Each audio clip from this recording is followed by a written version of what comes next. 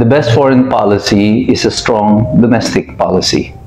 Ang pinakamainam daw po na polisiyang panglabas ng bansa ay isang malakas na polisiyang pangloob ng bansa.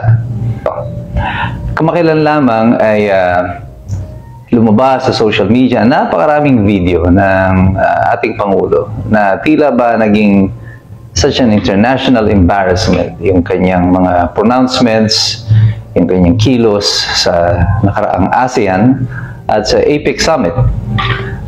Sa ASEAN ay nakita mo dito yung tila pag-iiwas ng mga national leaders of other ASEAN countries. At ganoon din ang nangyari sa APEC.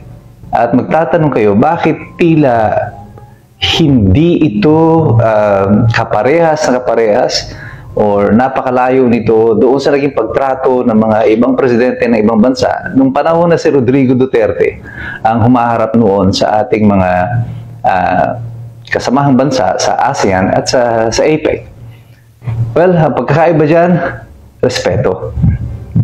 Sa international community, the word of honor of the president, the leader of the nation, carries a great weight. Ang palabra de honor, ang salita ng isang pangulo, ay may dalang isang mabigat na mensahe para sa bansang kanyang kinakatawan. Ang presidente natin over the past few months have been mired in series of embarrassing situations and predicaments. Isang hindi katanggap-tanggap sa marami yan ay una, yung pagkakahuli kay Rodrigo Duterte at idinala pa nila sa Hague. Sa kanila, sa administrasyon, sa kasalukuyan, yan ay parang achievement na pinagmamalaki nila. Pero hindi nila alam in the international community, this is such a huge embarrassment because Rodrigo Duterte is respected in the international community. Ikalawa, itong nangyaring mga involvement nila sa droga. Liza Araneta, involved in drugs, in the death of Paulo Tantoco. Their embarrassing defeat in the Senate elections. And now, the embarrassing results of the investigations sa corruption. Dito sa Pilipinas, pwede niyong lokohin yung mga tao, pwede niyong paganahin yung mga troll ninyo, nasabihin na ganito ang nangyari, bayaran niyo yung mga sino-sino pa, kontrolin niyo yung Senado at yung House, yung ICI, yung Ombudsman. Lahat ng mga yan pwede niyong gamitin para lokohin ang sambayan ng Pilipino. Pero you cannot fool the international community. Matatalino po yung mga yan. Hindi nyo kayang bulahin ng mga yan. Alam nila yung totoo. And what you're doing right now to the country is putting our country in a seriously embarrassing situation. Na ang respeto ng mundo sa atin ngayon ay napakababa at parang iniiwasan tayong may ketong ng maraming mga bansa. Would you imagine meeting the president of Korea at the APEC Summit, the very same president who told you na hindi na nila tayo pautangin kasi nga baka nakawin lang yung ating salapi. And during the ASEAN, the President Marcos was hitting on China. Binabanatan mo yung China. Dahil akala mo ito ang gustong marinig ng Amerika. And we're trying to suck up to the United States, feeling na baka ito ang gustong marinig ng China, ng USA na nilalabanan natin ang China. Rodrigo Duterte understood this geopolitics very well.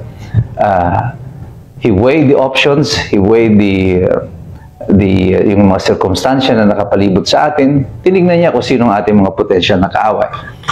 By their own estimates, China and the United States, yung kanilang military experts have predicted that it is inevitable, na hindi na po talaga may iwasan, that eventually China and America will go to war. Ang China nga has rescheduled already in advance yung potential war schedule nila. They have their own war schedule and they predicted that it will be somewhere in 2027. That's why the United States, mapapansin ninyo, has been pre-positioning their forces around China, strengthening up yung forces in Japan, Korea, and now with the Philippines. And with these EDCA sites, naglagay na sila ng mas maraming mga missile sites sa atin. Rodrigo Duterte understood this, na hindi natin kalaban talaga ang China. And if war breaks out, and with the United States dito sa ating tabi, definitely we will be the subject of attack. American strategy insofar as foreign policy is concerned is to bring outside the war. Kailangan ang giyera ay labanan sa labas ng Amerika. Kung mapapansin ninyo, even during World War II, only one part of the United States was ever attacked by a foreign nation. It was Hawaii. Hindi pa nga siya umabot sa mainland, hanggang Hawaii lang. And ang mas na-pulverize, na tinamaan ng digmaan, well, Pilipinas. Ang bahagi ng Thailand at yung mga colony states ng Britain, Thailand, Vietnam. Vietnam was under French, Thailand was under the British, and so was Malaysia, and I think Indonesia also.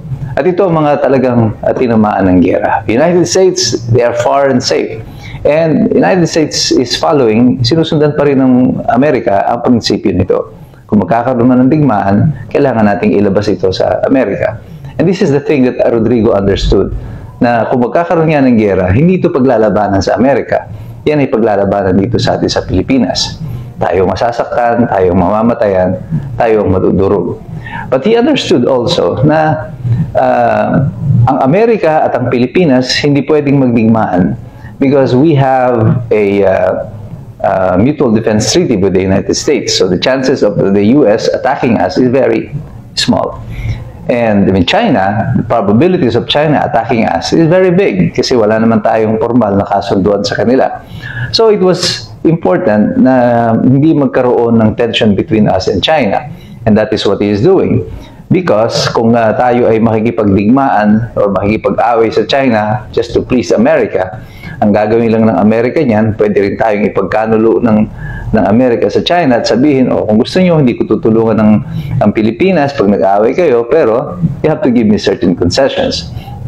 At ganyan nga ang nangyayari sa kasalukuyan. Makikita nyo itong si Bongbong Marcos, parang gustong-gustong ipinakikita kunyari kay Trump na inaaway niya yung Amerika, pero yung Amerika patuloy naman nakikipag-usap sa China. And they're doing trade deals already with China. At tayo, naiiwan, nakahawak lamang tayo sa laylayan ng pantalon ng Amerika.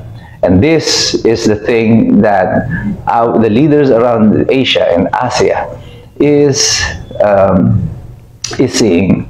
They're seeing a leader that is weak, a leader that has no strong domestic policy, a policy that is mired with corruption, na puro korupsyon ang meron tayo sa bansa, involvement sa droga, at walang malinaw na direksyon ang ekonomiya ng ating bansa.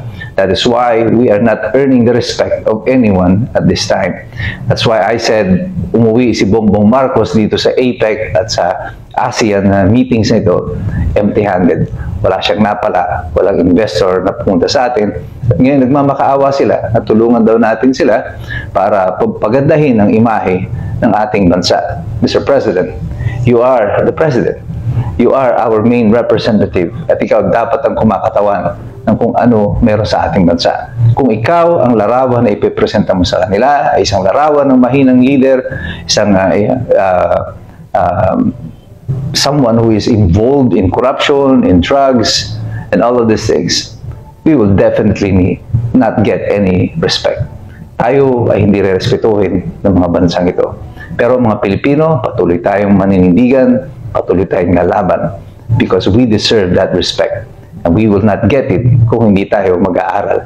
Because mahirap makialam ang taong walang alam. God bless you, God bless us all. Mabuhay ang Republika ng Pilipinas.